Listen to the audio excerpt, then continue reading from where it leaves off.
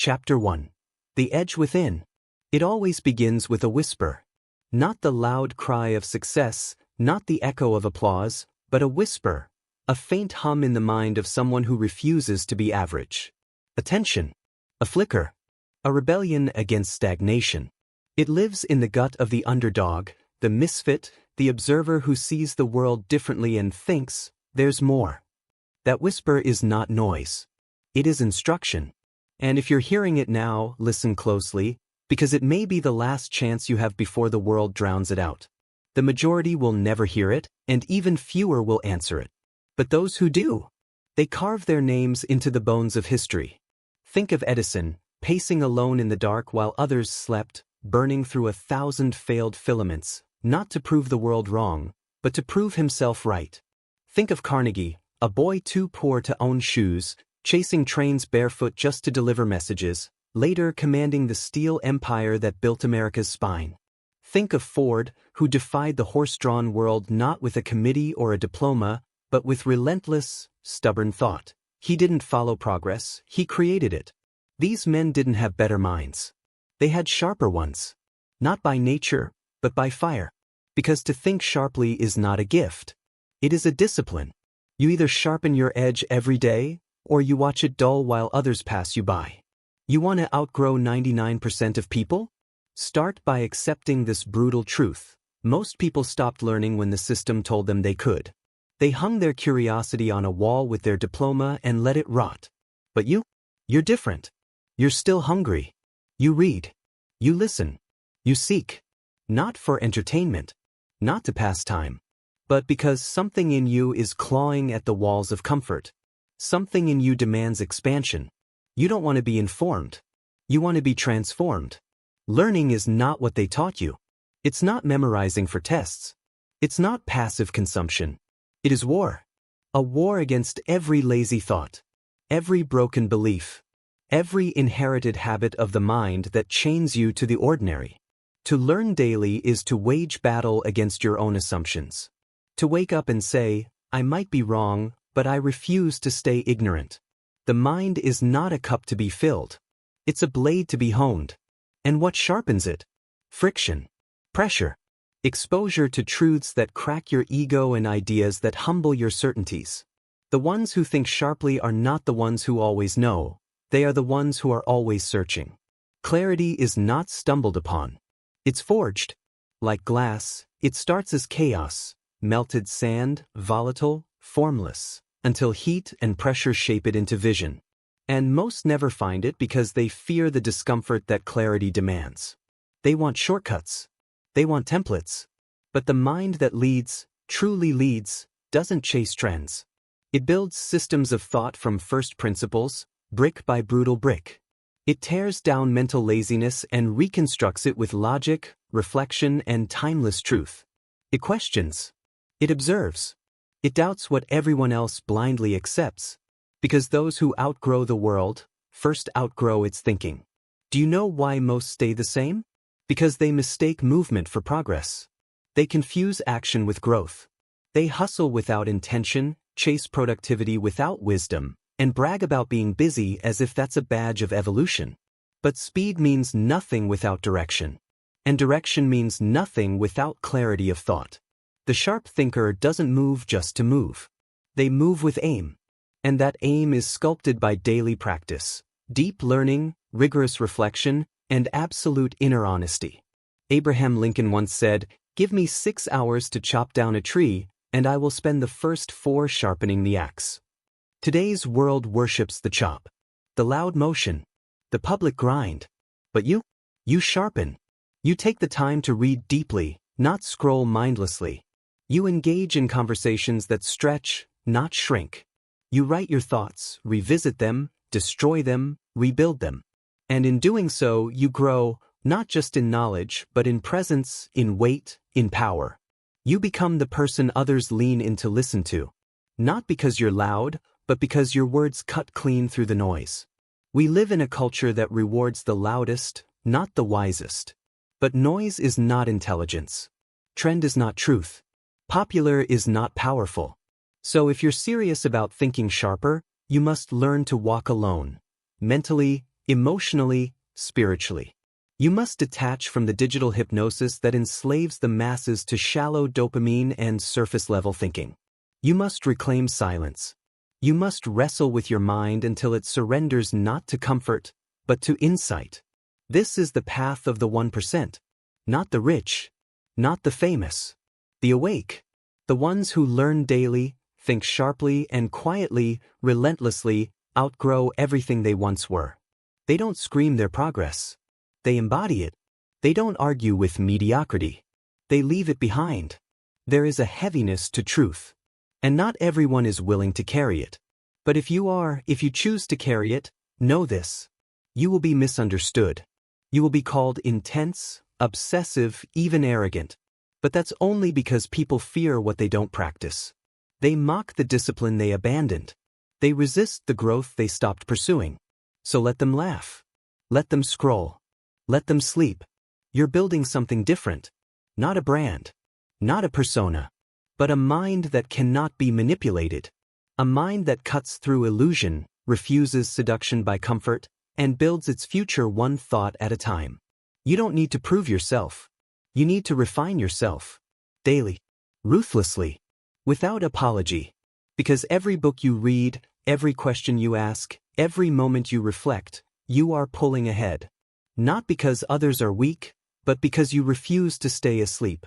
And if you do this long enough, if you keep going when no one claps, if you learn through discomfort and sharpen through challenge, then one day you'll look around and realize you've outgrown the world that once tried to fit you in a box. You're not like the 99%. You've become your own category. Chapter 2. Belief, the silent architect of destiny. Before any empire is built, before any invention breathes its first spark of life, before a single step is taken in the direction of greatness, there is belief. Not the hollow kind that's thrown around in quotes and coffee mugs, but the kind forged in solitude, born not from evidence, but in defiance of it. Belief is the quiet architecture behind every visible victory. It's invisible until it's not. Until the world catches up and calls it genius, talent, or destiny. But long before that, before the headlines, the trophies, the books written about them, men and women stood alone with nothing but belief. That is where transformation begins. Not in action, not in applause, but in the unseen battlefield of the mind. Walt Disney was told he lacked imagination, fired from a newspaper for not being creative enough. He didn't just build a cartoon. He built a world, because his belief outlived their opinion. Colonel Sanders was rejected over 1,000 times. Most would have stopped after the first no. But belief isn't a feeling, it's a vow. A contract you sign with your future, written in persistence. It whispers, "Not yet," while others shout, "Never." That whisper, if guarded and nurtured, becomes unstoppable. But here's what they never told you. Belief doesn't just show up. It must be built, reconstructed, moment by moment, in a world designed to break it down. From the moment you're born, the world begins its programming, telling you what's realistic, what's possible, what someone like you can or cannot do. And if you're not careful, those beliefs don't just become walls. They become mirrors, reflecting back a version of you that isn't even real. So ask yourself now, what do you believe about you? When the world is quiet and the distractions fade, what story are you still telling yourself? That you're too late? Too old? Too underqualified? That greatness belongs to other people with better backgrounds and shinier resumes? But all of it, lies borrowed from others who gave up on themselves. Because belief doesn't come from your past. It's born from your decision to rewrite it. You do not need proof to believe. You need courage. The courage to detach your self-worth from your current results. The courage to hold a vision so big, it terrifies the mediocrity around you. Let's get brutally honest. Most people don't fail because of circumstances. They fail because of inner agreements they never challenged. They agreed to be small. They agreed to be ordinary. They agreed to settle not because they had to, but because someone made it sound noble to give up. But you, if you're still here listening, it means something inside you is still unbroken. It means your mind is waking up to its own authorship. And belief, true belief, is the pen. Every time you learn something new, you're not just expanding knowledge. You're strengthening belief. Because belief feeds on growth. It thrives in momentum. Read something powerful, and suddenly your doubts shrink. Push through one fear, and suddenly your possibilities multiply. This is not magic. This is mechanics. Your mind is a machine, and belief is its fuel. But most are filling their tanks with fear, comparison, and excuses, and wondering why they stall. You want to move? You want to evolve? Then believe differently. Deliberately. Here's a truth that few can handle. Belief is lonely. When you start raising your standards, when you decide to become the exception, people will withdraw. Not because you're wrong, but because you remind them of what they abandoned. They'll call you arrogant for thinking bigger. They'll mock your intensity, your vision, your daily habits. But hear me clearly. Their disbelief is not your responsibility. You are not here to carry the weight of their limitations. You are here to build. Build belief so strong, it becomes unshakable. Build belief so deep, it rewires your identity. Build belief so loud, it silences the doubts you once whispered in the dark. Belief doesn't mean pretending everything's fine. It doesn't mean ignoring fear. It means you act anyway. It means you hold the line, even when the winds of failure scream at your back. It means when the voice says, "Who are you to try this?" You answer, "Who am I not to?" Every historical giant you admire stood where you are. Confused, uncertain, unproven. But belief, pure, unfiltered belief, is what turned their invisible ideas into visible monuments. They weren't waiting for certainty. They became it. Let this truth tattoo itself onto your mind. The world bends to the one who believes more. Not louder, not flashier, but deeper, silently, relentlessly, without negotiation. While others wait for signs, the believer creates them. While others wait for a guarantee, the believer guarantees themselves. That is the separation. That is how you begin to outrun the 99%. And here's what's most important. Belief compounds. Every day you learn, every book you finish, every promise you keep to yourself, belief grows. Not just in ideas, but in you. Because self-belief is the foundation of all belief. If you don't believe in your mind, your voice, your capacity, then no strategy will save you. No motivation will last. No opportunity will stick. You will sabotage every window the universe cracks open for you. But if you believe, even a crack becomes a door. Even a failure becomes a forge. Even silence becomes instruction. You want to outgrow the masses? Then outbelieve them. Do not pray for proof. Create it. Do not beg for permission. Claim it. And when they ask, "What if it doesn't work?" Look them in the eyes and say, "Then I will." Because belief is not a gamble. It is a responsibility. The weight you carry that no one sees. The fire you tend that no one claps for. The promise you make not to them, but to yourself. And if you keep that promise, if you feed that belief daily with thought, action, and relentless learning, then you won't need to outshine others. You will simply rise, while they remain anchored by doubt.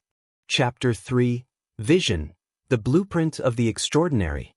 Somewhere, buried beneath your distractions, beneath the noise, beneath the thousands of daily impulses that steal your attention and fracture your will, there is a vision. Not a dream. A vision. Dreams are what people have when they sleep. Vision is what people carry when they wake up, with fire in their lungs and precision in their steps. Dreams can be wished. Vision must be built. And the difference between those who rise and those who rust is this. The world hands dreams to anyone, but it only surrenders to those who architect vision with discipline, clarity, and warlike conviction. You see, vision is not a luxury. It is a necessity. Without it, you are the leaf in the wind, the paper in the storm, a body in motion without a soul in command. Without vision, you're moved by trends, distracted by opinions, seduced by comfort. But with it, you're a force. Unshakable. Focused. Unapologetically directed. Because vision gives you reason, and reason gives you reach. Not just to move forward, but to become something greater than the sum of your instincts, moods, and momentary desires. Let me tell you something that most never dare say out loud. The world is not unclear. You are. Not because you're weak, but because you've been conditioned to survive, not to envision. You were taught to be realistic, not revolutionary. You were taught to be safe, not to see far. But every visionary who bent the future toward their will, they unlearned that lie. They stopped asking the world what was possible and started declaring it. They didn't look for permission, they looked inside. They saw things that didn't exist and decided they must. That's not arrogance. That's creation. Da Vinci painted blueprints for machines that wouldn't be built for centuries, not because he could prove their worth, but because his mind refused to wait for history to catch up. Tesla saw the world lit wirelessly while others still held candles. He lived decades ahead of his time, and it broke him, but he kept seeing. Disney stood in swampland and pointed. Here. I see a world of wonder. People laughed. That's what they do when they don't see what you see. And they will laugh at you too. Not because your vision is wrong, but because they've stopped using their eyes. But you're different. You feel it. You feel the weight of potential pressing against your ribs like an unspoken demand. You feel the pull toward something not yet real. That isn't delusion. That's your deeper self remembering its blueprint. And the tragedy? Most ignore it. They dull their vision with doubt. They trade their fire for familiarity. They silence the architect within and live like squatters in someone else's structure. But if you refuse to do that, if you dare to look within and see clearly, then you are already becoming uncommon. Vision is power. Not because it guarantees success, but because it organizes your chaos. When you have vision, your yes become fewer, your no's become stronger, and your time becomes sacred. You no longer chase every trend, follow every noise, or jump at every opportunity that sparkles. Because you know where you're going. And when you know where you're going, everything not aligned becomes irrelevant. That's how you outrun 99% of people, by seeing further than they're willing to look. Vision is a filter. Everything passes through it, your habits, your relationships, your routines, your conversations, your thoughts. And here's the hard truth. If it's not building your vision, it's breaking it. If it's not sharpening your focus, it's dulling your edge. That's not extreme. That's necessary. Because the people who build legacies don't live balanced. They live directed. They don't make decisions emotionally. They make decisions architecturally. They ask every single day, does this build my vision or betray it? And they answer that question with action, not excuses. Now listen carefully. The human mind is wired for vision, but it's also wired for distraction. And in this age, distraction is the new drug. It doesn't come in a needle or a bottle. It comes in dopamine spikes, feeds, algorithms, and likes. It keeps your vision foggy and your life busy but aimless. It gives you a sense of motion without any actual movement. But you're not here to scroll through life. You're here to sculpt it. So if your vision isn't clear, it's not because you lack capacity, it's because you haven't protected it. You must protect your mind like a temple, not a tourist attraction. You must guard your time like treasure, not like spare change. Because every second you spend out of alignment with your vision is a second you're building someone else's. There's a reason the top 1% of minds schedule their solitude. There's a reason they disconnect to reconnect. Because vision needs silence. It needs stillness. It needs space to echo back to you the life you were meant to live, not the one you've been trained to accept. When was the last time you sat in silence and asked, what am I truly here to build? What future do I see so clearly that it hurts to not be there yet? If you've never asked, don't be surprised if you're unclear. And if you don't answer, don't be surprised if you stay stuck. You want clarity? Then dare to define. Dare to describe your future so vividly that it pulls you forward like gravity. Write it down. Speak it aloud. Visualize it in detail so fine it feels real. Because here's the secret. The subconscious doesn't follow goals. It follows images. So if you don't define your future, your brain will default to the past. And your past will recycle itself as your present, again and again, until your life becomes a loop of what you never wanted. But with vision, you break that loop. You aim. You cut through the noise. You become a living, breathing weapon of intention. Vision doesn't mean you have all the answers. It means you refuse to stop asking the right questions. It means when the world says, "Play it safe," you whisper back, "I wasn't built for cages." It means when mediocrity knocks, you don't open the door, you build a wall. It means when your current circumstances scream limitation, you answer with design. Not emotion. Not desperation. Design. Because vision turns reaction into creation. And hear this now. The world is starving for people with vision. Not ambition. Vision. Ambition says, "I want more." Vision says, "I know what to build, and why." Ambition burns out. Vision builds on. Ambition follows trends. Vision creates them. And those with vision? They do not chase status. They shape culture. They do not beg for opportunity. They become it. They live not as spectators, but as authors of their reality. So what are you waiting for? Permission? You won't get it. Perfection? It doesn't exist. Support? It comes after you start walking, not before. What you need is already inside you. It just needs clarity. And clarity begins not with sight, but with decision. So decide now. Are you willing to see? Are you willing to stop tolerating fog? Are you willing to protect your vision from everything that numbs it, every excuse, every doubt, every delay masked as logic? Because the moment you burn your excuses and write your future in fire, you become dangerous. Not to others, but to every version of you that ever settled for less. The world will try to distract you. Chapter 4. Discipline, the bridge between mind and power. There is no greatness without sacrifice. No brilliance without boundaries. No legendary life without a relentless discipline that anchors it. Discipline is the invisible hand that shapes kings out of commoners, authors out of amateurs, and titans out of mere thinkers. It is the spine of excellence, the foundation under every skyscraper of success. And in a world addicted to dopamine, riddled with shortcuts, driven by instant gratification, discipline is rebellion. You want to rise above 99% of people? Discipline is the dividing line. Not talent, not intelligence, not even passion, because passion fades. Inspiration vanishes. But discipline stays. Thomas Edison didn't invent the light bulb in a burst of inspiration. He ground through failure, through iteration, through thousands of errors with a torch still burning in his mind. Not because he always felt like it, but because he was disciplined enough to keep going when motivation went missing. Arnold Schwarzenegger didn't become a global icon by accident. He trained twice a day for years while others made excuses. He mastered not just muscles, but mindset. Because the real power isn't in what you do when it's easy. It's in what you still do when it isn't. Discipline is the contract you sign with your future and renew every day with your actions. It says, "I will show up, whether I feel like it or not, whether anyone claps or not, whether I'm praised, mocked, or ignored, I will still build." That is how empires rise.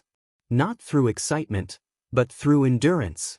Discipline is boring. It is repetitive. It is thankless. But it is unmatched. Because it transforms you, slowly, brutally, beautifully, into someone who no longer depends on the world, but someone who commands it. You want to learn daily? Think sharper?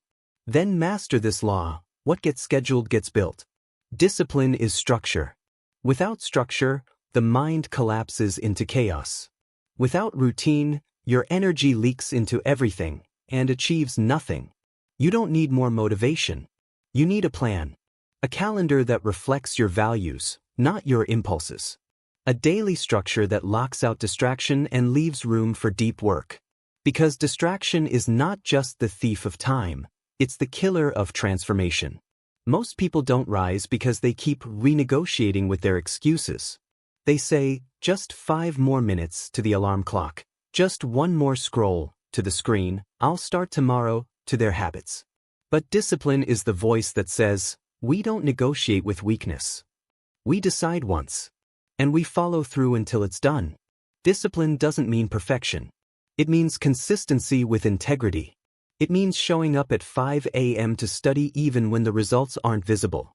It means writing 500 words every day, even when the muse is silent. It means honoring your goals even when no one's watching, especially when no one's watching. Let's be clear. Discipline is not just about productivity. It is about freedom. Because when you are disciplined, you control you. Not your emotions. Not your cravings. Not the noise. Discipline is self-respect in motion. It's the refusal to betray your higher self for the comfort of the moment. It's what gives your vision teeth, turning wishes into systems, intentions into outcomes. It's what separates the thinker from the builder. If you study the most successful people alive, those who stand like lighthouses in a storm of mediocrity, you'll find they don't ask whether they feel like doing the work. They've trained themselves to show up, no matter what. Because they know something most people don't. Every time you break a promise to yourself, your confidence dies a little. And every time you keep it, even when it's hard, your self-trust multiplies. That self-trust is the real currency of achievement. Because without it, you will sabotage every goal you set. But with it, you become unstoppable. Jocko Willink says, discipline equals freedom. And he's right. Because when you are disciplined, you choose your path. You are no longer dragged by cravings, moods, or culture. You rise above the noise and become your own authority. That's rare. That's dangerous. That's how you outgrow 99% of people. Not by force, but by form. You form yourself daily, like a sculptor, chipping away weakness, building structure, revealing power. You want to think sharper? You must act sharper. You must train your nervous system to obey direction, not impulse. Start with the little things. Wake up when you said you would. Finish what you said you'd start. Keep the promises you whisper in silence. Because those small disciplines compound. They build a mind that doesn't flinch under pressure. They build a spirit that doesn't break when the world turns cold. They build a life that others watch in awe, because they can feel that you're not moved by the weather. You're moved by will. Discipline is not cold. It's not cruel. It's pure love. The highest love. Because it honors the future over the present, the mission over the mood. It says, I believe in who I'm becoming more than who I've been. It whispers, you don't need to feel ready. You need to act with resolve. And every time you obey that whisper, you awaken the leader within. Not the one who needs attention, but the one who commands respect without words. You want to be great? Then start with structure. What are your non-negotiables? What are the rituals that protect your energy? What are the habits you'll die before breaking? Most people live by emotion. Discipline demands that you live by design. And design doesn't care about your feelings. It cares about your foundation. The foundation that will carry you when the world shakes, when motivation disappears, when results delay. The foundation that whispers, I don't stop. I don't stall. I don't surrender. I show up. That's who you must become. Not inspired. Disciplined. Not hyped. Structured. Not impressive once. Immovable always. That's how the uncommon rise. That's how the sharpest minds become the sharpest weapons. And that is how you build a life so aligned, so focused, so unbreakable, that the 99% never even see you coming. Chapter 5. Action. The divine weapon of the doer. Every thought, every vision, every belief is only potential. Dormant. Beautiful but incomplete. Until action touches it. Action is the spark that turns dreams into days and ideas into impact. It is not the final step. It is the first cut into the granite of reality. And yet, most people die with untouched potential simply because they were too afraid to move. They waited. For certainty. For timing. For permission. And in waiting, they made one fatal mistake. They trusted time more than effort.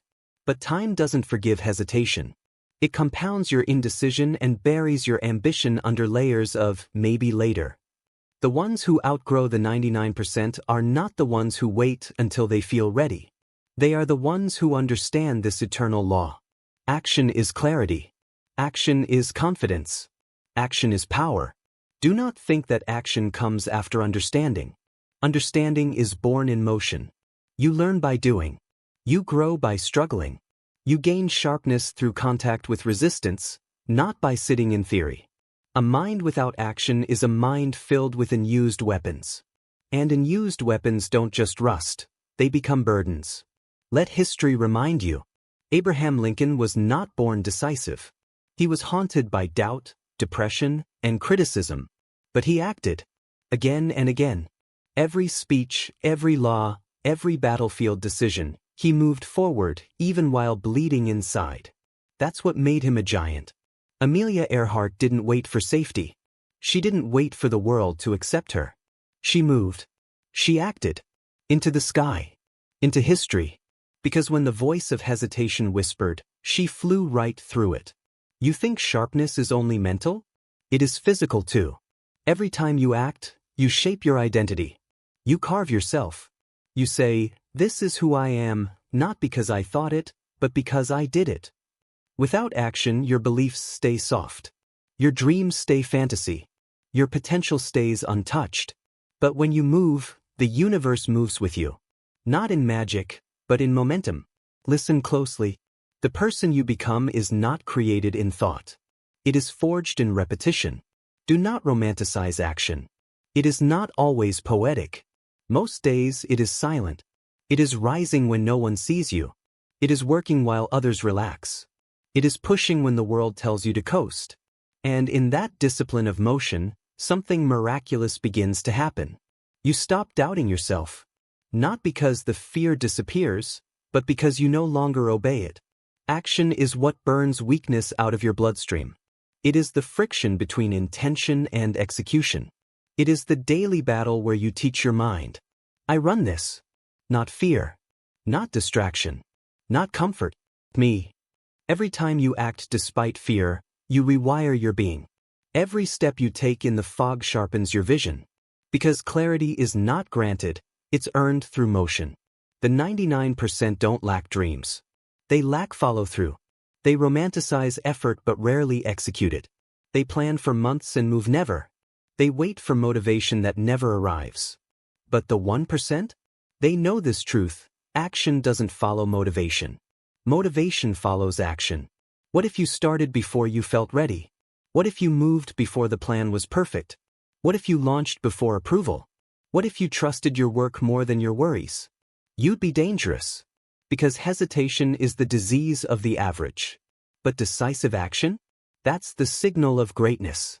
That's the mark of those who don't just talk about change, they embody it. Let's get raw. Most people live in mental masturbation. They scroll through advice. They collect strategies. They hoard inspiration like it's currency. But they don't move. They're addicted to potential, afraid of performance. Because if they move, they risk exposure. They risk failure. They risk truth. And so they stay safe, wrapped in a cocoon of plans, books, workshops, and YouTube playlists, never testing their edge. But listen to me now, action is your edge. Not theory. Not analysis. Not debate. Motion. Imperfect. Immediate. You want to learn daily? Act on what you learn. You want to think sharper? Apply your thoughts with urgency. Because thought without action becomes anxiety. But thought with action becomes artistry. You refine not just your knowledge, but your character. And over time, that action becomes a force of nature. You ever notice how some people just seem to bend reality? They move with confidence. They enter rooms and things shift. Not because they're better. Not because they're smarter. But because they act with intention while others hesitate with caution. They're builders. And builders win. Because action has gravity. It pulls people, resources, and energy toward you. It turns friction into fuel. The path to the extraordinary is not paved with comfort. It's built with calloused hands and decisive steps. You'll stumble. You'll bleed. You'll look foolish to the uninspired. But one day, you'll look around and realize. While they waited, you walked. While they doubted, you designed. While they hesitated, you moved. And now, you're unrecognizable. Not because you changed, but because you showed up every day, even when no one clapped. And that's your superpower. So let me ask you this. What have you been waiting to do? What idea have you stuffed in a drawer? What decision have you delayed out of fear? Make the call. Write the draft. Launch the project.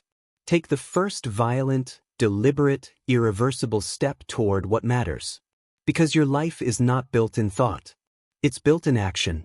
And the more you move, the clearer the next move becomes. Action doesn't mean you won't fail. It guarantees that you will. But failure in motion is growth. And growth in motion is freedom. That's how you rise. That's how you break through. That's how you outgrow everyone who's still stuck in strategy mode. Because you were busy building while they were busy debating. The world doesn't reward the best thinkers. It rewards the boldest movers. So move. Move now. Because there is no right time. There is only this time. And those who seize it will not just outgrow the 99%. They'll forget they were ever part of it. Chapter 6. Purpose, the power source behind every great life. Purpose is the furnace behind every extraordinary act. It's the engine that powers resilience, the fuel that sustains long-term mastery, and the internal compass that guides you through the storms when the world offers no light. Without purpose, talent fades. Without purpose, ambition turns toxic. Without purpose, the mind becomes directionless, easily seduced by distractions, derailed by failure, and enslaved by external validation. But with purpose, real, self-authored purpose, you become unshakable.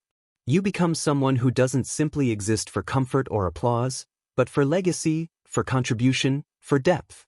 The problem is, most people go through life as if it were an accident. They drift, hoping to stumble into meaning. They spend decades chasing money, status, and convenience, and only when those things begin to rot in their hands do they ask the question they should have asked from the beginning. Why am I here? The truth is, purpose doesn't shout. It doesn't knock down your door and present itself with clarity and fireworks. Purpose whispers. It reveals itself only to those who are still long enough to hear it and brave enough to follow it. In a world that moves fast, that prioritizes speed over depth and surface over soul, most never hear that whisper. They're too busy chasing the next thing, scrolling the next opinion, pursuing the next promotion, hoping the next milestone will give them the fulfillment they never bothered to define. But fulfillment does not come from achievement. It comes from alignment. When your daily actions are aligned with your deepest internal values, you become powerful in a way that is difficult to articulate but impossible to ignore. You radiate a kind of certainty, not because you have all the answers, but because you finally know what questions matter. That is what purpose gives you. It strips away the noise, filters the irrelevant, and replaces overwhelm with precision. When you operate with purpose, you stop chasing motivation and start operating with energy. You no longer need to hype yourself up because your actions have meaning baked into them. Purpose makes your work sacred, even when it's mundane, even when no one is watching. Because you're not working for approval. You're working from alignment. You're no longer counting the hours you put in. You're investing them. Every sacrifice feels lighter.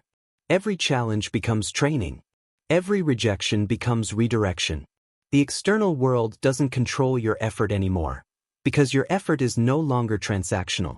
It's transformational. That's why some people continue to grind, learn, and improve with no applause, no praise, and no guarantee. They're not driven by ego, they're driven by something deeper. That deeper thing is purpose. Every legendary figure you admire was carried by purpose. Not just skill. Not just ambition. Purpose. Nelson Mandela survived 27 years in prison because he believed in a future beyond his personal freedom. Viktor Frankl endured the unspeakable darkness of Auschwitz and yet emerged with a mind clearer and sharper than most who've never known suffering, because he discovered a purpose greater than the pain. He wrote, "He who has a why to live can bear almost any how." That is not philosophy. That is instruction. If you want to endure, grow, and thrive in this life, find your why. Because without it, you will always fold under pressure. You will always wonder if it's worth it. You will always need others to convince you to keep going. But when you have a purpose you believe in, you don't need cheering. You don't need hype. You have a fire that's lit from the inside and protected by action. But let's be honest, most people don't pursue purpose. They pursue comfort. And comfort is the silent killer of potential. Purpose requires confrontation. It requires asking yourself hard, uncomfortable questions. Questions that threaten your ego, disrupt your habits, and force you to question everything you've built your identity around. It's easier to stay numb, to keep performing the role you've always played, to keep earning, achieving, producing, without ever pausing to ask, why am I doing all of this? And for what? But eventually, that silence catches up. The soul begins to starve. The hunger for meaning outweighs the satisfaction of success. That's when people begin to search. Often too late. Often with regret. But you don't have to wait for crisis to find your purpose. You can choose to seek it deliberately now. Purpose is found at the intersection of what you deeply value, what challenges you, and what allows you to serve something beyond your own comfort. It doesn't have to be a global mission. It doesn't need to be headline-worthy. But it needs to be real. You need to feel it in your bones when you wake up in the morning. You need to be able to trace your daily actions back to something that matters to you. Not your parents. Not your friends. Not society. Because if you are not choosing your purpose, someone else will hand you theirs. And you will become a tool in someone else's vision instead of the architect of your own. People think purpose makes life easier. It doesn't. It makes it clearer. It doesn't remove the weight. It gives the weight meaning. It doesn't eliminate pain. It transforms pain into progress. Purpose doesn't avoid failure. It demands it, then uses it. That's what makes it powerful. And once you find it, it becomes very difficult to tolerate anything that contradicts it. Mediocre habits become intolerable. Shallow conversations feel repulsive. Aimless routines feel like betrayal. You become less busy and more precise. You stop chasing quantity and start focusing on quality. You no longer ask, what can I get? You ask, what am I building? And why? Purpose realigns everything. It reorders your identity. It sharpens your thinking. It elevates your execution. And it separates you from the 99% who are still trying to figure out what matters. You begin to operate on a different frequency. You're no longer moved by public opinion or current trends. You don't flinch when people doubt you, because your conviction is not external, it's internal. It's reinforced daily by aligned action. Purpose becomes a force field. It protects your focus, it amplifies your strength, and it multiplies your learning. It turns feedback into gold and failure into fuel. You don't retreat when things get hard. You dig deeper. Because your purpose isn't optional, it's oxygen. And the most powerful thing about it? Once it becomes clear, it becomes contagious. People around you feel it. They don't need to understand it, they just sense it. Your energy changes. Your tone changes. Your presence becomes heavier, more grounded, more intense. You no longer need to impress anyone because you're too busy embodying something real. You don't fake confidence, you radiate it. Not because you've reached some final destination, but because you know why you're walking. And that knowing changes everything. It allows you to walk through setbacks without spiraling, to handle criticism without breaking, to keep building, even when it feels like no one cares. So if you want to separate yourself from the 99%, don't just work harder. Don't just think sharper. Don't just learn more. Start living with direction, with substance, with a fire lit from within and protected by discipline. And that fire? Chapter 7. Resilience, the unseen force that refuses to break. You don't find out who you are when things go right. You find out who you are when everything falls apart. When the plan fails, when the support disappears, when the outcome you worked years for collapses in front of you, that is when your real identity is exposed. Because in the fire of loss, rejection, betrayal, and disappointment, you are left with nothing but your character. No spotlight, no praise, no momentum, just you, your thoughts, and your ability to either surrender or stand. Resilience is not about being tough. It's not about never falling. It's not about having a thick skin or pretending that pain doesn't touch you. It's about getting back up with purpose after the hit. It's about moving forward with clarity even when your confidence is cracked. It's about facing the mirror during your lowest moment and deciding that who you become is more important than what you feel. History doesn't remember those who were never hit. It remembers those who got hit, crushed, doubted, and broken, and kept showing up.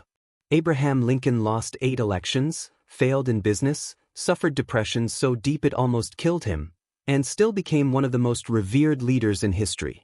Thomas Edison ran over 1,000 failed experiments before perfecting the light bulb, and when asked if he had failed, he said no, he had found over 1,000 ways that didn't work. Oprah Winfrey was fired from her early television job for being unfit for TV. Michael Jordan was cut from his high school basketball team. Nelson Mandela was imprisoned for 27 years and came out with peace on his lips, not vengeance. These are not flukes. These are patterns. Resilience is the bridge between failure and greatness. And without it, all your talent, education, resources, or motivation will wither the moment life applies pressure. But resilience doesn't show up the moment you need it. It's built long before that. It's forged in the small decisions. It's formed in how you talk to yourself after a mistake. It's developed in the way you show up on a bad day, not just a good one. Resilience is not made in a crisis. It is revealed in one.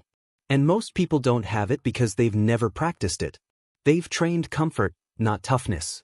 They've trained speed, not endurance. They've trained instant validation, not long-term emotional strength. So when the storm hits, and it always does, they break. And once they break, they assume they're not built for more. But that's a lie. You don't break because you're weak. You break because you never trained to bend. Real resilience is about capacity. Not just the capacity to endure, but to adapt, to learn, and to reframe pain into purpose. Every time you survive what was meant to destroy you, you gain leverage. You become someone harder to shake, harder to manipulate, harder to distract. And over time, you develop a kind of spiritual armor. Not the kind that hardens you into bitterness, but the kind that protects you while keeping you open to learning, open to progress, open to growth. You no longer crumble when the plan changes because your identity is no longer tied to predictability. You've become someone who trusts themselves in chaos. And that is rare. That is powerful. Most people resist struggle. They run from it.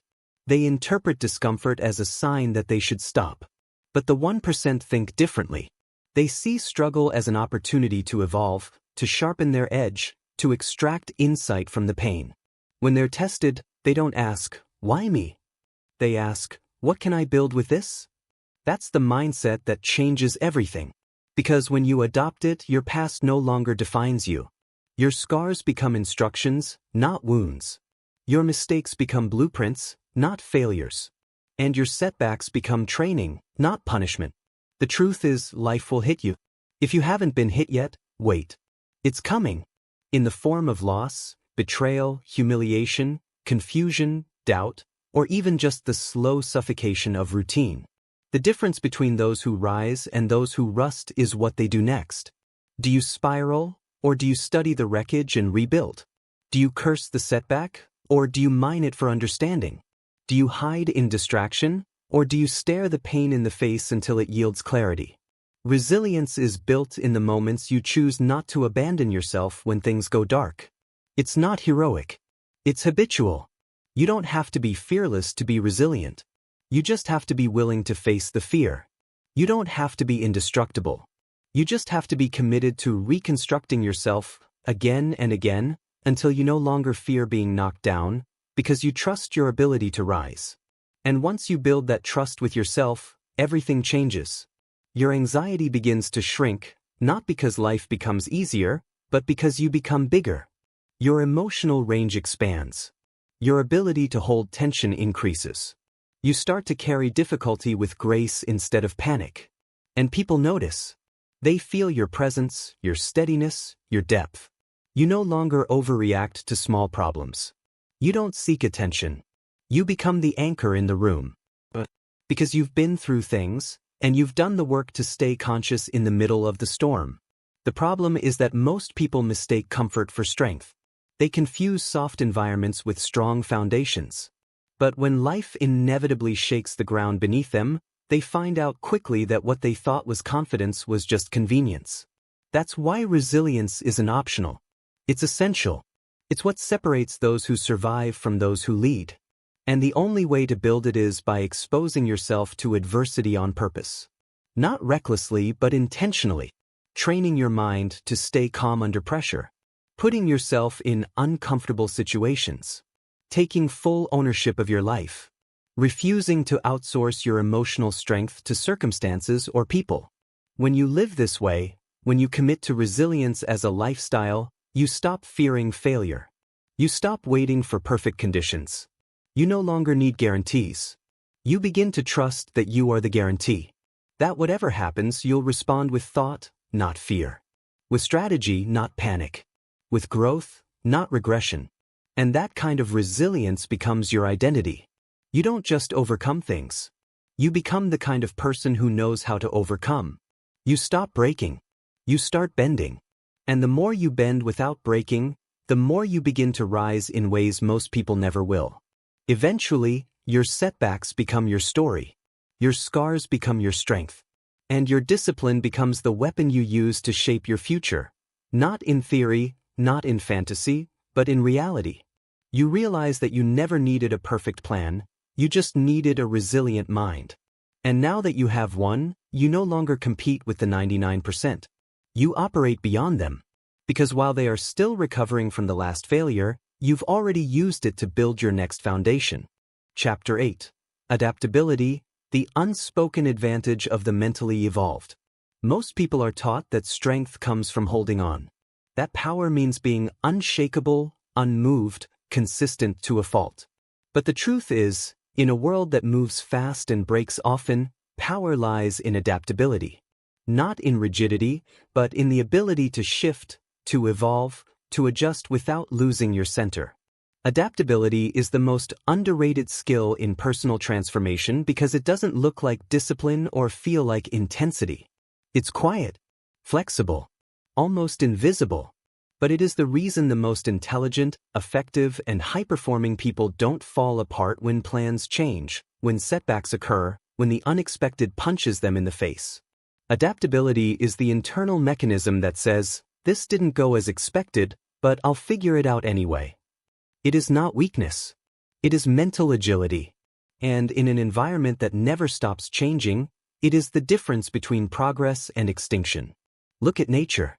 The animals that survive aren't the strongest or the smartest. They are the most adaptable. The human brain was not designed to repeat, but to adjust.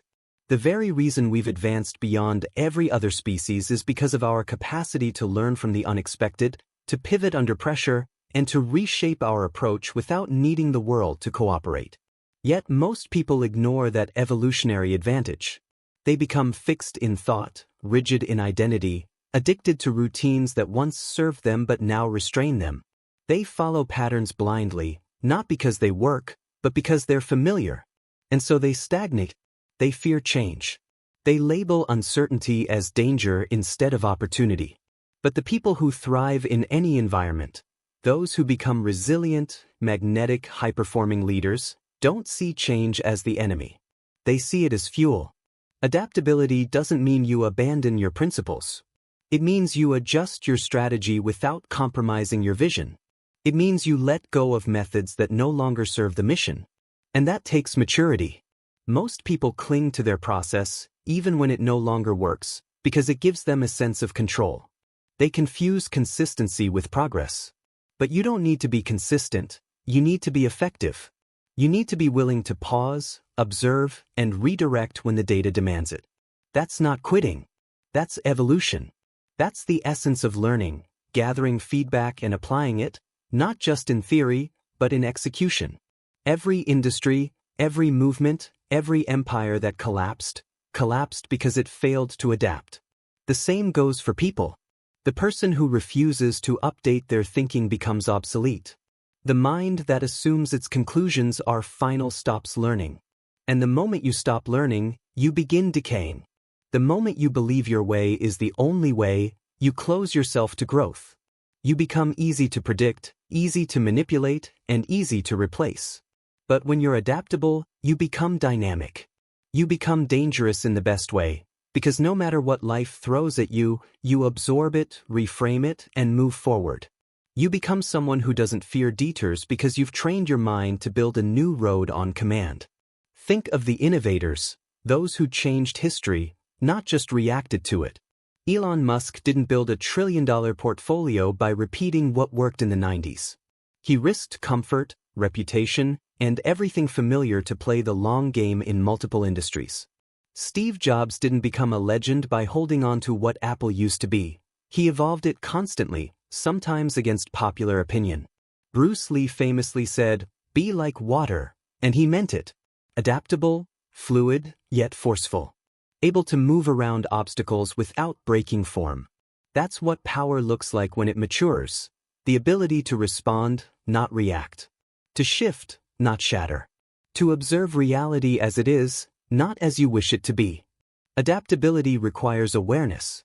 And awareness requires humility. You have to be able to look at your own system, your thoughts, your routines, your standards, and admit when something is no longer working. That is not weakness. That is strength. To audit yourself regularly. To allow your own beliefs to be challenged. To rebuild your perspective when it stops producing results. The people who stay stuck aren't lacking intelligence, they're lacking flexibility. They're too committed to being right instead of being effective. They're attached to their identity, even when that identity becomes their prison. But if you're truly committed to growth, you have to be willing to outgrow even your own ideas. Let's get specific. Adaptability is practical. It's how you respond when your environment changes. It's how you manage your time when your schedule collapses. It's how you redirect your energy when your plan gets derailed. It's how you stay sharp even when the terrain is unpredictable. When COVID hit, entire industries collapsed. But those who adapted, those who pivoted online, who studied the trends, who reinvented their models, survived and in some cases, thrived. Not because they had more talent, but because they were less attached to the old way. That's what adaptability gives you, the freedom to shift without losing power. Most people confuse goals with identity. They say, "This is what I do. This is who I am." But adaptability requires a mindset shift. Instead of defining yourself by what you do, define yourself by your ability to grow. Your capacity to adjust is far more valuable than your attachment to a particular process. If you lose your job, do you collapse? Or do you leverage your skill set and build a new value proposition? If your platform disappears, do you panic? Or do you rebuild from scratch with a new strategy? Adaptability is not just survival, it is strategic reinvention. It allows you to step back, assess, and execute from a place of intelligence, not ego. You will never have full control of your environment. Markets crash. People leave. Opportunities vanish. Plans fail. But your ability to remain stable while everything else changes, that's power. That's what makes you valuable in any field, in any relationship, in any mission. You become the person people look to when the world becomes uncertain. Because you've trained your mind not to need certainty in order to act. You act from understanding, not from fear. And that is what separates those who evolve from those who crumble. So if you want to rise, not just now but continually, build your adaptability like a muscle. Expose yourself to challenge. Take on problems that force you to adjust. Learn from people who think differently than you. Let your ideas be tested. Let your routines be questioned. Hold nothing sacred except your mission, and be willing to upgrade everything else. That is how you become untouchable. Because even when the winds shift, your direction remains. Even when the system breaks, your mind adapts. You are not dependent on stability. You generate it internally. And that's the edge that most never build. They're looking for safe conditions. You're training to operate without them. And in that gap, between who waits and who adapts, the difference is not just progress, it's dominance. Not in ego, in effectiveness. You no longer worry about being left behind. You've trained yourself to move faster, think clearer, pivot faster. You are no longer one of the 99% who panic when the world changes. You become the 1% who change with it, then lead the rest through. Chapter 9. Focus, the sharpest edge of modern power. There is no force more rare or more powerful in today's world than focus. Not speed. Not multitasking. Not endless hustle. Focus. In a world that's drowning in noise, the ability to direct your attention deliberately and to sustain that attention long enough to produce something meaningful, is a superpower. Most people don't lack time. They lack clarity of intention. They don't need more hours in the day. They need to stop spending their attention like it's cheap. Because attention is not a tool, it is your life force. Where your attention goes, your energy follows. And where your energy flows, your results manifest. If your attention is fractured, so is your life. If your focus is hijacked, your future is being written by someone else's agenda. You cannot build a world-class body if you keep switching diets and training plans every other week. You cannot build a career that commands respect if you keep checking your phone every time it buzzes. You cannot develop deep mental sharpness if your thoughts are constantly interrupted by shallow distractions. And this isn't just about productivity, it's about identity. Because whatever you consistently pay attention to becomes part of your mind's architecture.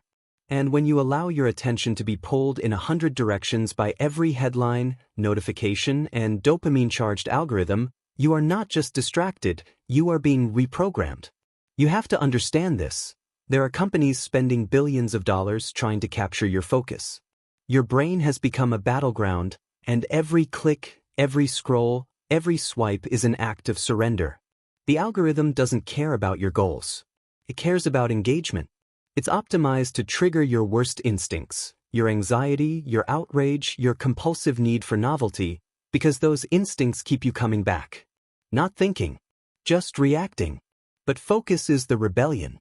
Choosing to direct your mind with precision is the ultimate act of resistance in a world addicted to distraction. And the people who develop this skill, who train their focus like a warrior trains their aim, begin to separate themselves effortlessly. Not by trying harder, but by thinking cleaner. Let's be practical. Focus is not something you find. It's something you design. You do not wake up with it. You create the environment, the rituals, the mental architecture that supports it. You audit your habits, eliminate what weakens you, and build a system that protects your most sacred resource, your undivided attention. That means turning your phone off, not just putting it on silent. That means blocking out time for deep work, not just hoping it shows up in the margins of a chaotic schedule. That means being ruthless about who and what gets access to your mind. If it's not aligned with your mission, it doesn't belong in your mental field. Period. Focus also requires courage. Because when you focus, you say no. You say no to people, to opportunities, to temptations, to the illusion of being everywhere and doing everything. You say no to mediocrity disguised as networking. You say no to shallow praise and empty busyness. And most people are not ready for that level of discipline. They fear being left out, misunderstood, or forgotten. But those who understand the long game know that every no is protecting a much more powerful yes. That every boundary is protecting depth. That every sacrifice is an investment in mastery. Look at any high performer in any field. Look at top-level athletes, legendary authors, visionary CEOs, artists who change culture. They all have one thing in common. They are obsessively protective of their focus. They don't apologize for saying no. They don't attend everything. They don't engage in endless discussions about irrelevant things. They guard their focus like their life depends on it, because it does. When Steve Jobs returned to Apple in the late 90s, he didn't start by creating more products. He started by cutting almost everything. Because focus isn't just about what you do, it's about what you refuse to do. Now let's talk about mental discipline. You cannot build deep focus with a shallow mind. You must train yourself to resist the pull of instant gratification. You must develop the ability to sit with discomfort, boredom, silence. Most people reach for their phones the moment things slow down. The moment a task becomes challenging. The moment they feel restless. But the elite have trained themselves to stay. To lean into that discomfort and use it as a trigger to dig deeper. Because they understand that the ability to stay with a thought longer than others leads to sharper ideas, better decisions, and more meaningful output. Focus is also how you build confidence. Every time you do what you said you do, without being derailed, you teach your mind that you are reliable. You become someone who doesn't flinch, who doesn't abandon ship the moment the waters get rough. And that self-trust compounds. It begins to radiate outward into how you speak, how you carry yourself, how you approach every challenge. You no longer chase confidence from outside. You earn it from within, by proving to yourself, day after day, that your focus is not for sale. Focus is what turns learning into mastery. It's what turns average effort into extraordinary execution. It's what allows you to extract more value from the same resources everyone else has. 10 people can read the same book. One applies it with intense focus and changes their life. The others skim it, forget it, and keep living the same way. The difference is not the information. It's the intensity of attention. Focus multiplies everything. It makes your effort more potent, your learning more meaningful, your time more valuable, your vision more vivid, and your results more inevitable. So the question is not, how do I do more? The question is, what is the one thing that matters most, and how can I protect my attention long enough to master it? If you answer that question with honesty and structure your life around it, you will begin to outpace everyone who is still scattered, busy, and overwhelmed. And you won't need to do it loudly. You won't need to post about it. Your results will speak in ways that noise never could. You'll become a person who gets things done with clean precision. Not chaotic effort. Not dramatic struggle. Just consistent, focused action, rooted in clarity and direction. You will stop wasting time on things that don't move the needle.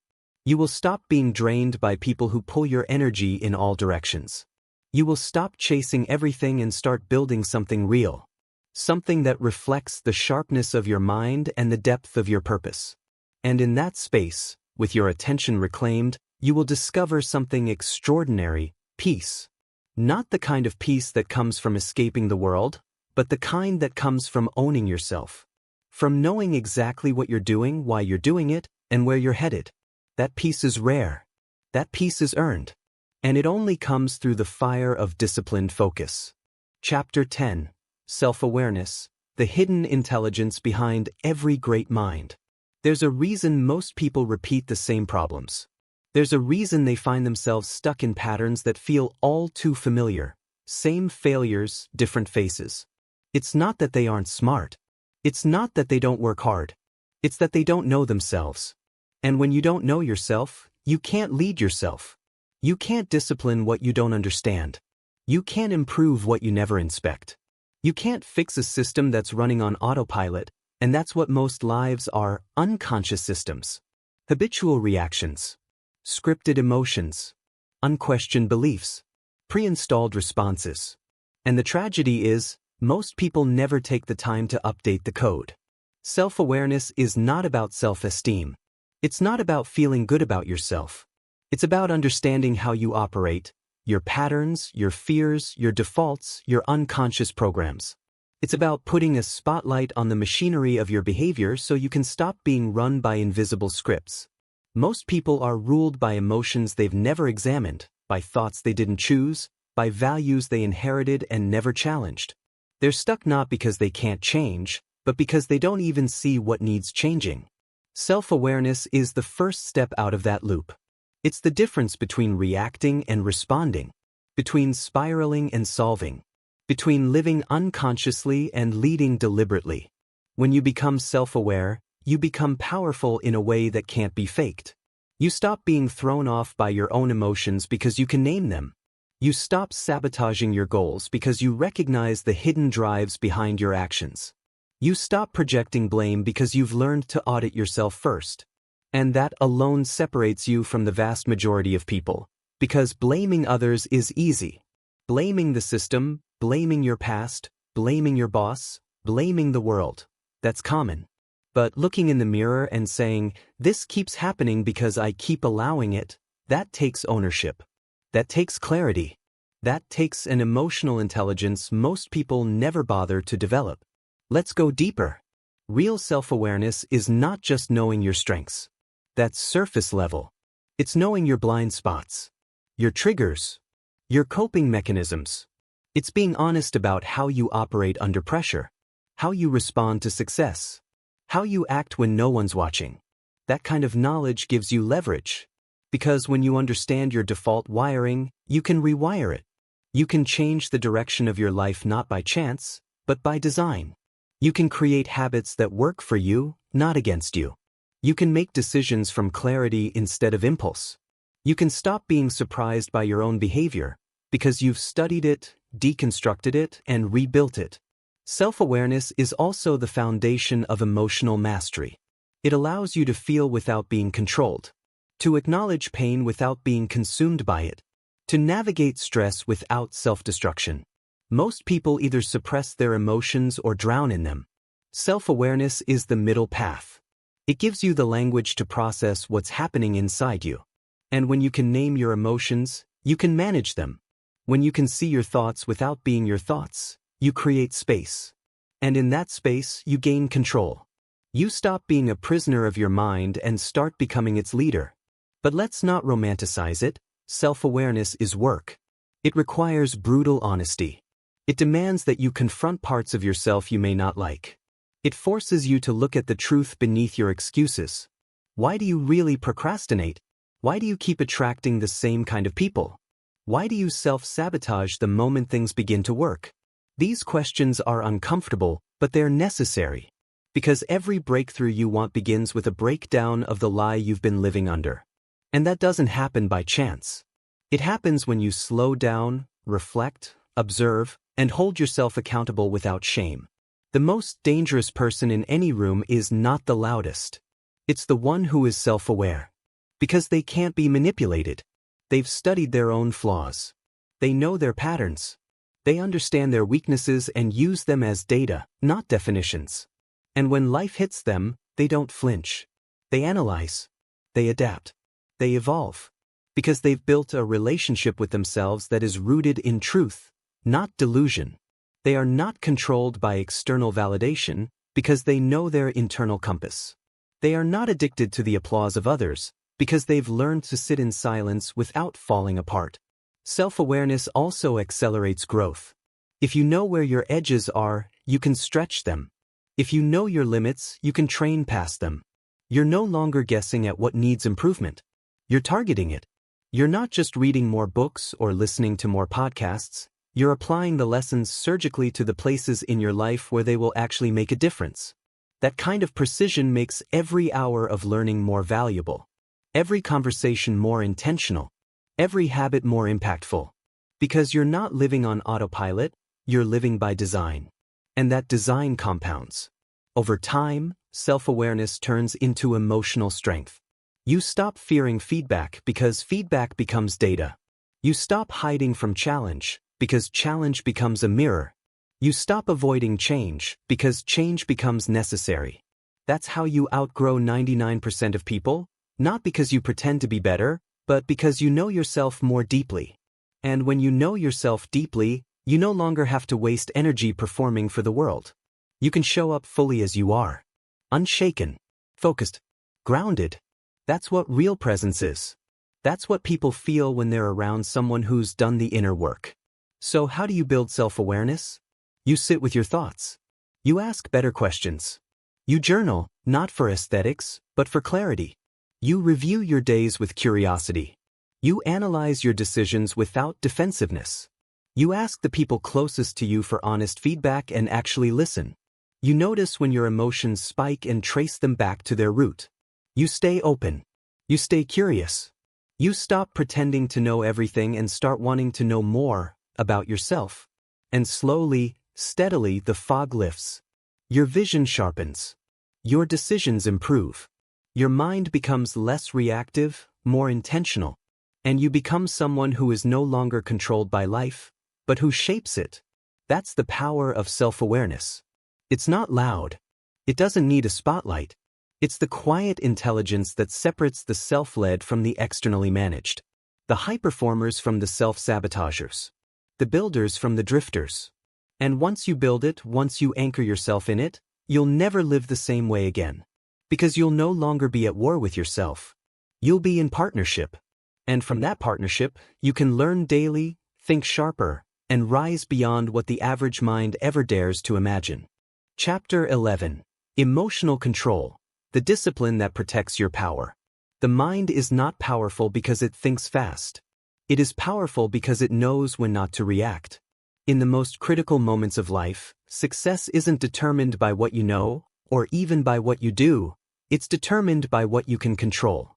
And the most difficult thing to control, especially in high-pressure situations, is your own emotional response.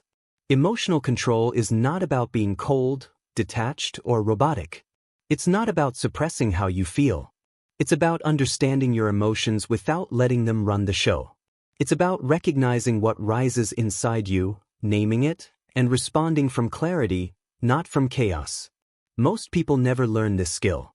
They think reacting is natural, and they justify it with excuses like, "That's just how I am," or, "I was having a bad day."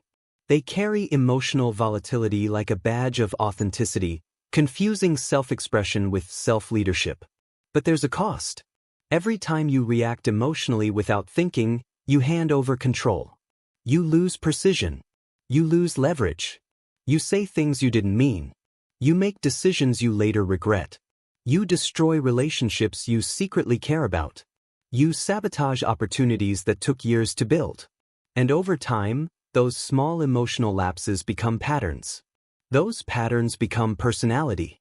And that personality becomes a prison. Emotional control doesn't mean you feel less. It means you process more effectively. You create space between stimulus and response. You don't explode. You observe. You pause. You choose. That choice is power. Because when you master your emotions, you master your trajectory. You don't let fear drive your decisions. You don't let insecurity dictate your behavior. You don't let anger burn bridges that you might need tomorrow. You operate from principle, not pressure. That's what separates leaders from reactors, builders from destroyers, professionals from amateurs. Let's be specific. Emotional control starts with awareness. You cannot control what you don't understand. So you must learn to identify the patterns. When does frustration take over? What kind of people trigger your defensiveness? What words or situations activate your ego? The more you map your internal responses, the less they control you.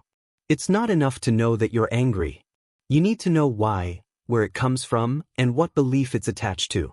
Most emotional reactions are tied to unresolved beliefs, stories you've internalized about yourself, others, or the world.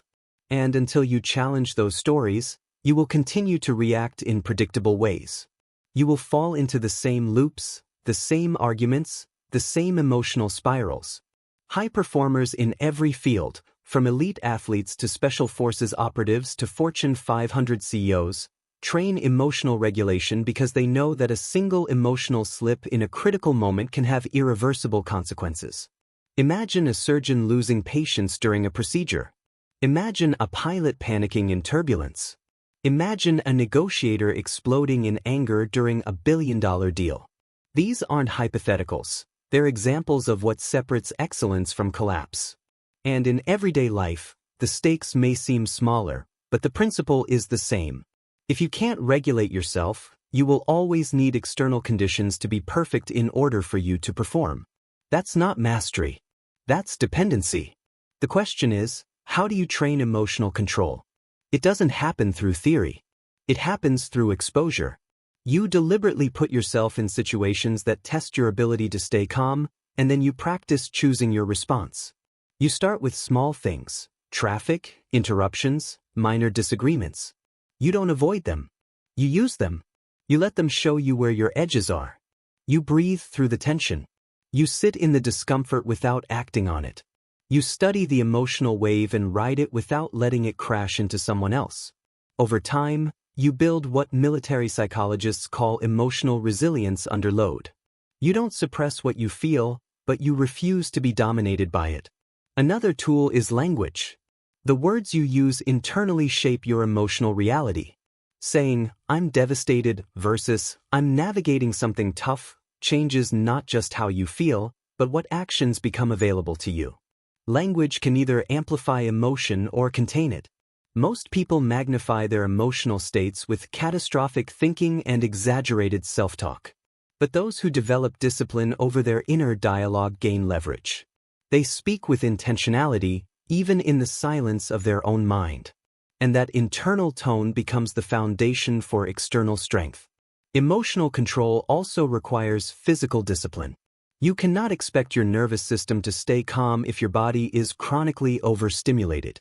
Poor sleep, caffeine overload, lack of exercise, and constant digital stimulation are not just physical issues, they weaken your emotional threshold. If you're constantly in a state of microstress, your body will default to reactivity. You'll be short-tempered, easily distracted, emotionally drained, not because life is harder, but because you've compromised your baseline. So emotional control is holistic. It's not just psychological. It's biological. The sharper your body, the calmer your mind. And the calmer your mind, the clearer your choices. Let's be clear. Emotional control is not about becoming emotionless. It's about developing the maturity to use emotion as a signal, not a command. You learn to decode it. You learn to ask, what is this telling me about what I value, what I fear, or what I'm expecting? And you use that information to act with intelligence, not just impulse. The best communicators in the world don't suppress how they feel. They translate it. They communicate the truth without weaponizing it. That's what makes their words powerful. That's what earns them respect. That's what builds trust. Because people don't just hear what you say, they feel the intent behind it. In the end, emotional control is about earning your own respect. It's about becoming someone you can trust when the pressure hits.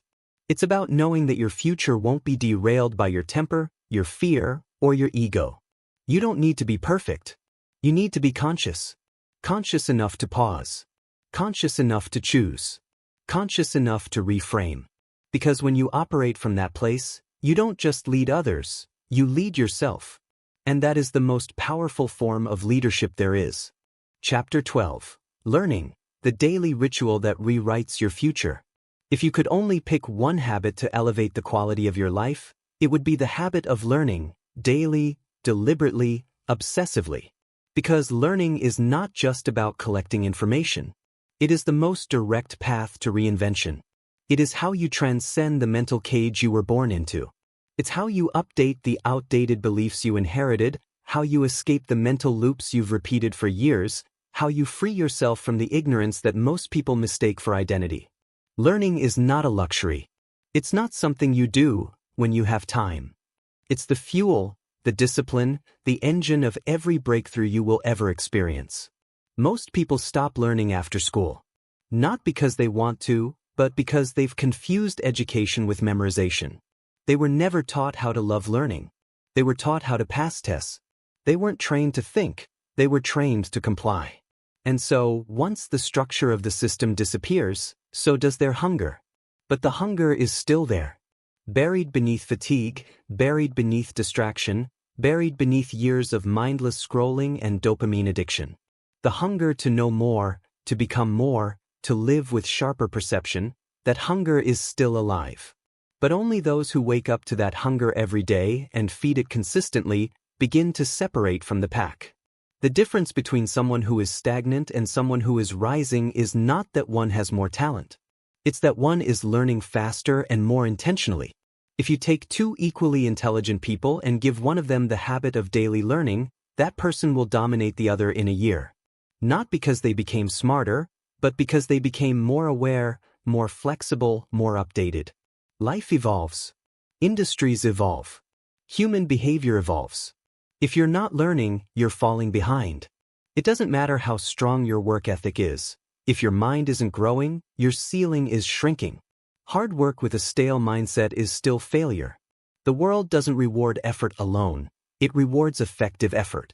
And effectiveness is built through learning. Learning is not passive. It's not about watching endless videos or binging self-help content. It's about engagement. It's about applying what you learn, taking notes, asking questions, reflecting, experimenting, getting feedback, refining. Most people consume content to feel productive without ever internalizing it. They listen to 100 podcasts but can't explain a single insight they applied. That's not learning. That's entertainment disguised as self-development. Real learners are builders. They don't just absorb ideas. They construct systems around those ideas. They act on them. They live them. And through that living process, they sharpen their edge. If you want to be irreplaceable, you must become a learning machine. Not once a month. Every single day. Wake up with questions. Go to sleep with answers. Stay hungry. Stay humble. Keep your mind open but discerning. Don't believe everything you hear, but never assume you know enough. Arrogance is the death of intelligence. The moment you think you've learned all you need, your mind begins to rot.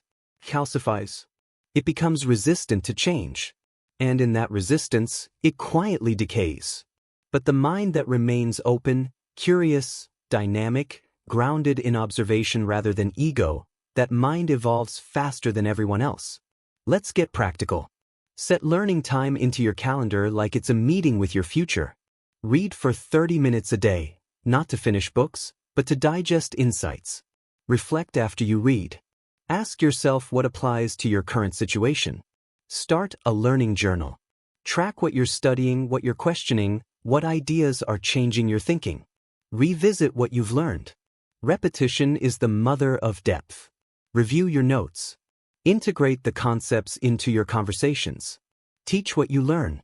Teaching forces clarity. It exposes gaps in your understanding and compels you to simplify the complex. And when you simplify something so well that someone else benefits, you've moved from learning to mastery. Learning also protects you from manipulation. A person who learns daily becomes much harder to lie to. They spot patterns. They notice inconsistencies. They think for themselves. They don't just follow authority, they evaluate it. They don't just accept opinion, they analyze the logic behind it. They become more immune to emotional manipulation, social pressure, and ideological extremes, because their brain isn't wired for compliance. It's wired for critical thinking. That's rare. That's dangerous. And in a culture addicted to comfort and conformity, the person who trains their mind every day to see clearly becomes someone others can't predict or control. Learning is not limited to books. It happens in conversation. It happens in silence. It happens through failure. It happens when you reflect after an argument, when you analyze your behavior, when you watch yourself under pressure and ask, what did I just learn about how I operate? That kind of introspective learning is priceless. Most people run from it. They drown themselves in distraction instead of asking hard questions. But every moment of life is giving you data about you, about others, about systems, about consequences. And if you learn to harvest that data, you will never be the same person 2 days in a row.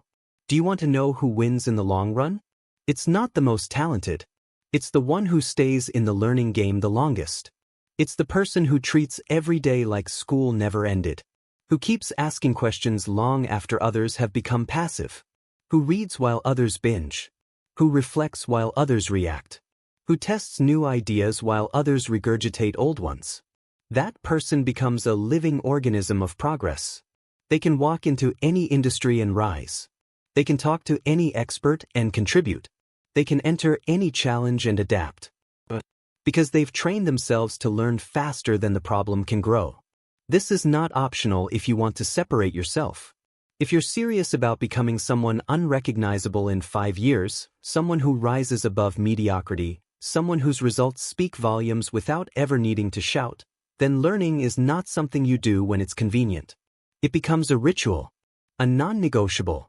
You wake up with questions, you move through the day with curiosity, and you go to sleep having upgraded your understanding of the world. One insight at a time. One system at a time. One sharpened belief at a time. So ask yourself now, what are you currently learning? What topic has you excited? What concept are you trying to master? What books are open on your desk?